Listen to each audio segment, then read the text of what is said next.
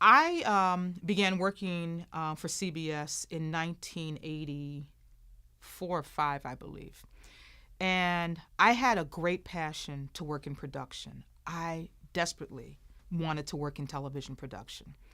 Didn't know anything about it, but I knew that's what I wanted to do.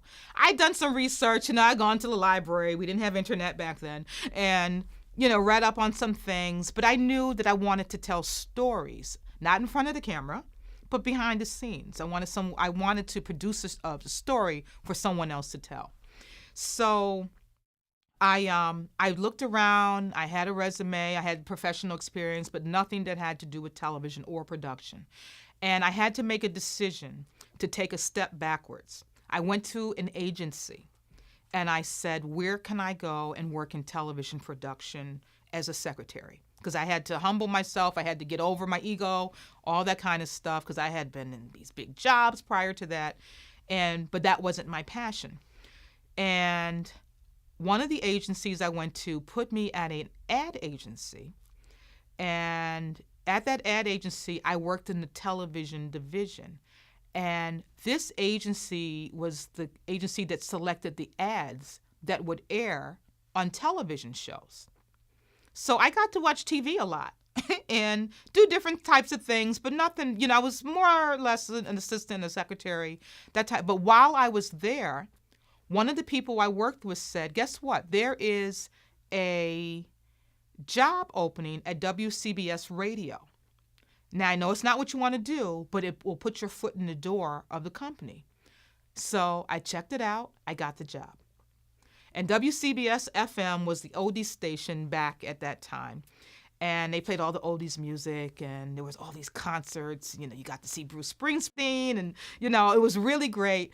And while I was there was an advertisement for Black employees. There was a Black Employee Association, apparently, and that there was going to be a guest speaker. Come and see the speaker. So, and hear what she has to say about opportunities at CBS. So I was like, this is it. I went to the meeting. And there were all these Black employees I didn't even know existed at the company. And I was at Black Rock at the time. And Black Rock is on 52nd, 53rd, and 6th Avenue. That big, big building across from MoMA and the Hilton is called Black Rock. And she talked about opportunities at CBS, specifically CBS News, network news. And she said that if you want to know more, here's my telephone number, call me.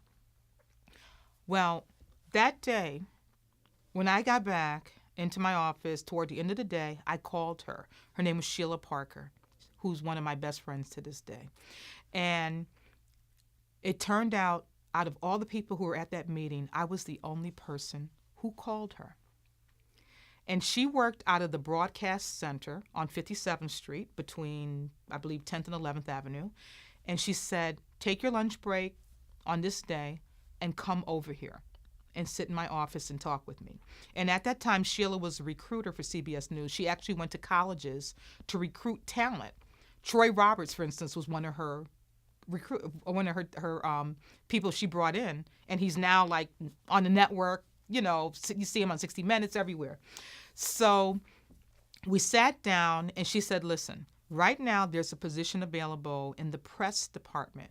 So I said, well, what's the press department? And she said, that's the department that publicizes what our network shows do, our news shows do, and they also publicize the talent, the on-air talent. And she said, there's a director there. She's looking for an assistant. But she said, get your foot in the door, get the job, and then work your way up. And you'll get to work with the correspondents. They'll get to know you. You'll get to work with the producers. They'll get to know you. You work your way into production. So I applied for the job, and I got it. And that's how I got to work for CBS News. And yes, I got promoted to a PR, to a publicist level. More junior than senior, but my shows were Sunday Morning with Charles Kowalt. It was Night Watch with Charlie Rose. It was Face the Nation with Leslie Stahl. And then we were just, and I got to work on a lot of the special events, and that was, the more network-wide types of programming. and I really, really tried. I never did break into the production piece of it, and Def Jam came calling, and that was all good too. But I followed the path, and it got me to, all that got me to where I am today, and which is a pretty good place.